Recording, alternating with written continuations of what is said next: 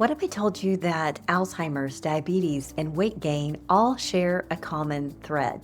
And that if you learn to manage it, you can reduce your risk for all of them. Hello, I'm Shellee with Inspired Well. I'm a registered nurse and a functional medicine certified health coach, and I specialize in wellness-based weight loss. November is Alzheimer's and Diabetes Awareness Month, and Alzheimer's, diabetes, and weight gain all share a common thread. And this is deeply personal for me because I was a caregiver for a family member who had Alzheimer's. And so I saw up close and personal the impact of that disease. And then, as you know, if you've heard my story before, I struggled with excess weight from the age of 10 until I was in my mid 40s. So making this connection and understanding it was really powerful for me. And this powerful connection that they all share is actually elevated insulin. And that happens because our blood sugar is elevated. So today I want to give you some simple, practical steps that you can use to protect and transform your health. Before we jump into tips and tools, I want to share some statistics with you that I think you're going to find interesting. The first is that only 7% of Americans are metabolically healthy. So what does metabolic health actually mean? Well, it means that our blood sugar, blood pressure, cholesterol, and waist circumference are within normal limits. So if we have all of those things within normal limits, we would say that we're metabolically healthy. But what's interesting is that 93% of Americans have some level of metabolic dysfunction, meaning that one or many of those things are not in alignment. And so that's why it's important to talk about blood sugar. And blood sugar issues basically exist on a spectrum. It begins with the blood sugar spikes we talked about. We progress to insulin resistance, then prediabetes, and then diabetes. But we don't want to wait for a diagnosis to take action because blood sugar swings impact everything: brain fog, anxiety, sleep, aging, fertility, Alzheimer's, diabetes. All of those things are impacted by our blood sugar. Now, here's one thing that you may not know. I didn't know this, but our skeletal muscle is responsible for absorbing about 80% of the glucose that we ingest. So our muscles actually act like a sponge for blood sugar. But if our blood sugar is high, it actually triggers muscle loss. So then we have this vicious cycle of less muscle, less blood sugar control, and more muscle loss. And so that's why it's so important for women, because after the age of 30, we start losing muscle mass. And after the age of 50, we're losing 1% a year. Next, let's talk about the blood sugar, anxiety, and brain fog connection. So anxiety and brain fog have many causes, but one of the most overlooked causes is actually blood sugar. So when we eat something that spikes our blood sugar, our body secretes insulin to bring it down. But when our blood sugar drops too rapidly, our body secretes stress hormones like cortisol and adrenaline because it's sensing danger. And that can feel like anxiety. So we might feel jittery, like we can't focus. Our heart might be racing. So just remember the next time that you experience anxiety to remember that it actually could be your blood sugar. Now let's talk about the sleep and blood sugar connection. So when we have poor sleep, our cortisol goes up.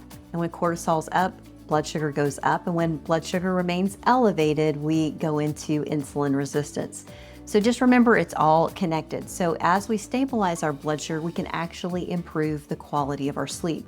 So if we eat foods that are starchy, high in sugar, right before bed, then we're going to have a blood sugar dip. And one of the things that our body does is it'll wake us up because it senses danger again. So it's important again to have nice balanced meals, especially before bedtime. If there's only one thing you take out of today's presentation, this is the one thing I want you to remember, and that is to get rid of processed foods and transition to a whole foods diet, because that is going to be the one thing that really transforms your blood sugar over anything else. So we want to eat whole foods that come from a farm and not a factory, because when we eat the processed foods, unfortunately, they are designed to spike our blood sugar, because when our blood sugar goes up, guess what happens? It's going to come down and we're going to be hungry and we're going to want to eat that all over again. And they want that. They want us to be on this cycle of eating and being hungry so that we continue to buy those products. But as you know, that wreaks havoc on our body. So again, we want to transition away from the processed foods to whole foods, things like fruits, vegetables, proteins, healthy fats, nuts, seeds, legumes, those types of things. And so when you think about your meals for breakfast, one of the best things that you can do is shift away from having a sweet breakfast to more of a savory breakfast. So no toast and cereal and oatmeal. We want to go to eggs with vegetables, maybe some bacon or sausage and some berries. Or maybe you want to have some Greek yogurt with some berries and nuts and seeds, or you can just have some leftover dinner. So just remember, it doesn't necessarily have to be breakfast food. It can be any of those things. The other strategy that you can use to prevent blood sugar spikes is actually taking a tablespoon of apple cider vinegar, putting that in water, and consuming that before a meal. So that's a really good strategy. If you're going to go out and eat and you know you're going to have more carbs than normal, that will blunt the blood sugar spike by about 30%.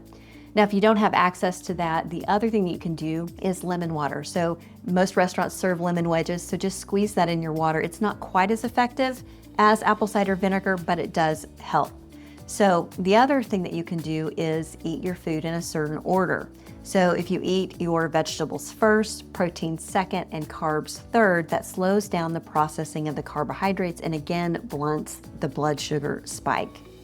And then another critical rule is to never, never, never eat naked carbs. And so what I mean by that is eating carbs by themselves. So we don't want to eat things like chips and salsa. So we want to eat those things paired with protein and fat and fiber. So things like fruit alone, crackers alone, toast alone, anything that's a carb that doesn't have protein, fat, and fiber paired with it would be what I would consider a naked carb. And that matters because it's going to really spike your blood sugar. So what we want to do is pair our carbs with proteins, fat, fiber. So apple and almond butter, crackers and cheese, toast with eggs and avocado. So protein, fat, fiber, all of those things slow down digestion and it prevents that blood sugar spike. So always, always, always pair your carbs with protein, fat, and fiber.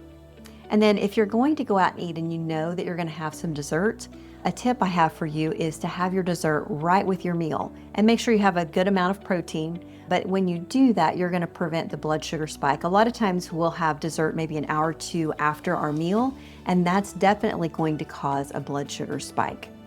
And then also remember to move after you eat. Just walking 10 minutes makes a huge difference in blood sugar. Because remember, our muscles absorb 80% of the glucose that we ingest. So if we're moving them, then that helps our body to process through that blood sugar in a more natural way. And we're gonna have less of that insulin release, which is really important. And then also remember, fats are really important for brain health. So whole food fats like MCT oil, coconut oil, olive oil, and avocado oil are all great for our brain. So your brain is actually 60% fat by weight, so we actually need healthy fats for our brain to function correctly. They also keep you full and keep your blood sugar nice and steady. So when we eat those healthy fats, we're actually giving our brain the fuel that it really thrives on. And then also think about your plate. So one of the things that I think about is always I want half of my plate to be non-starchy vegetables, and then a quarter of it protein, and then a quarter of it more starchy vegetables. And then that's a good way to keep your blood sugar regulated. And if you're really having trouble with blood sugar regulation, you don't have to add in the starchy vegetables. So just remember, that's kind of what we're looking at when we think about kind of a whole foods diet. That's kind of what a healthy plate would look like. Another strategy for managing blood sugar is fasting. So for example, we would fast for 12 to 16 hours overnight between dinner and breakfast the next day. So that actually helps you to lower your insulin and helps your body to get into a fat burning mode. But what's important is that you listen to your body, because we're all different, and you're gonna find your sweet spot where you feel really good. And that might be at 12 hours of fasting, and it might be at 16 or even more.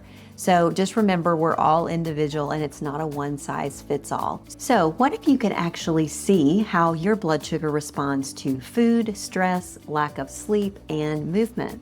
Well, the good news is you actually can, and you can do it with a continuous glucose monitor, or CGM. That's a small sensor that's worn on the outside of your arm, and it shows in real time how your body responds to food, stress levels, sleep quality, and movement. And what's interesting is that everybody's response is different. So what spikes my blood sugar might not spike yours. You might find that sleep affects your blood sugar more than food, or that stress is actually your biggest trigger. Also, if you're wondering how much of a sweet treat you can have, that's where a CGM can be really helpful. When I tested mine, I had a full meal, had a small cookie after the meal, and I experienced no blood sugar spike. But when I had the second cookie, I did. So it was really valuable information. I know my parameters, I know how much I can eat without spiking my blood sugar. So that personal insight was really helpful.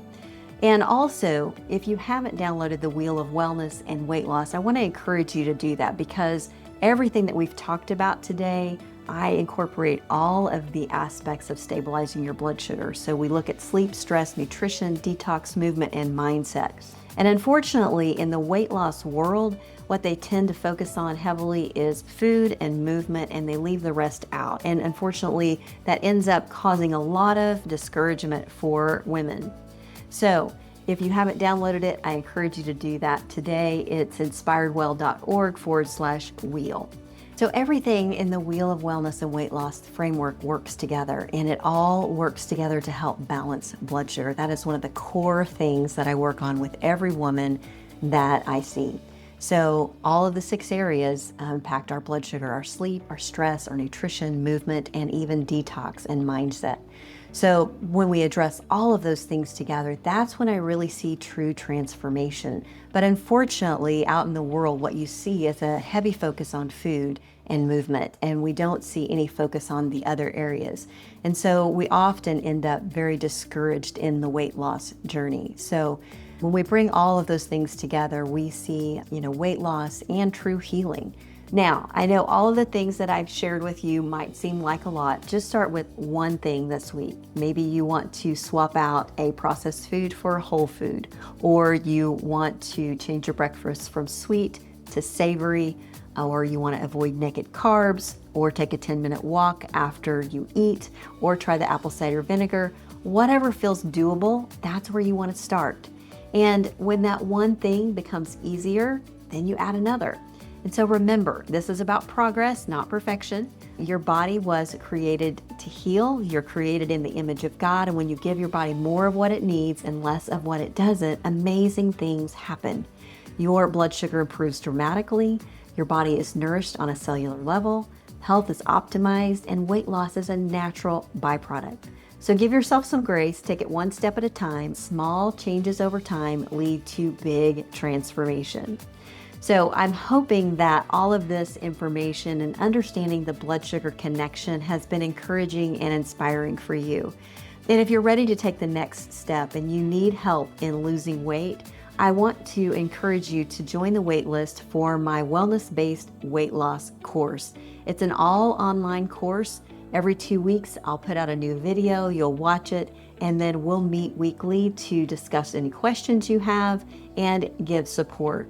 We also have a community that you can join with other women so that you can talk about your journey, get questions answered, and be encouraged. I want to thank you so much for being here today, and never forget that your body was designed to heal.